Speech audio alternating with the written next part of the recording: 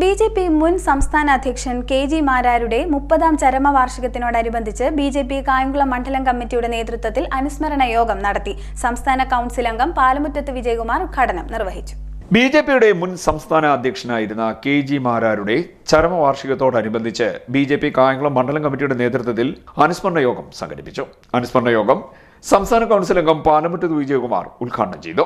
കെ.എസ്.ആർ.ടി.സിയുടെ ordinary ബസ്സുകളിലും അതേപോലെ തന്നെ റെയിൽവേയുടെ ഓർഡിനറി കമ്പാർട്ട്മെന്റിലും കയറി അങ്ങോളം ഇങ്ങോളം യാത്ര ചെയ്തിട്ടുള്ള കേരളത്തിലെ ജനസംഘത്തിന്റെയും ബി.ജെ.പിയുടെയും നേതാക്കളിൽ ഏറ്റവും പ്രധാനിയാണ് ശ്രീ കെ.ജി. മാരാർ.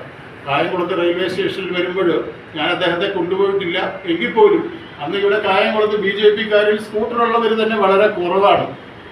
കാറുള്ളവരില്ല. അദ്ദേഹത്തെ സ്കൂട്ടറിന്റെ പുറകിലും സൈക്കിളിന്റെ പുറകിലും ഇരുത്തി റെയിൽവേ സ്റ്റേഷനിൽ നിന്ന് വിളിച്ചോണ്ട് വരികയും കൊണ്ടുവിടുകയും അതേപോലെ ബസ് സ്റ്റാൻഡിൽ കൊണ്ടുവിട്ട് ചായ വാങ്ങിക്കൊടുത്ത് വിട്ട പല അനുഭവങ്ങളും ആ കാലത്ത് എനിക്ക് കണ്ടറിയാം, കേട്ടറിയാം. എനിക്ക് അദ്ദേഹത്തെ അങ്ങനെ കൊണ്ടുപോകാൻ സ്കൂട്ടറിലോ സൈക്കിളിലോ കൊണ്ടുപോകാനുള്ള ഭാഗ്യം അക്കാലത്ത് കിട്ടിയിരുന്നില്ല. രാഷ്ട്രീയ പ്രതിയോഗികൾ പോലും ബഹുമാനിച്ച വ്യക്തിത്വമായിരുന്നു കെ.ജി. മാരാരുടേതെന്ന് വിജയകുമാർ പറഞ്ഞു. മണ്ഡലം പ്രസിഡന്റ് ആർ. വിനോദ് അധ്യക്ഷനായി. Biju Aambakkad, Bipin Raj, advocate K P. Nandakumar, Stalin, Swapna Saji, Jayaradhakrishnan, Abhilash Pampa, Akhil, Shibu, Sreeraj എന്നിവർ സംസാരിച്ചു. C D net news, Kayamkulam.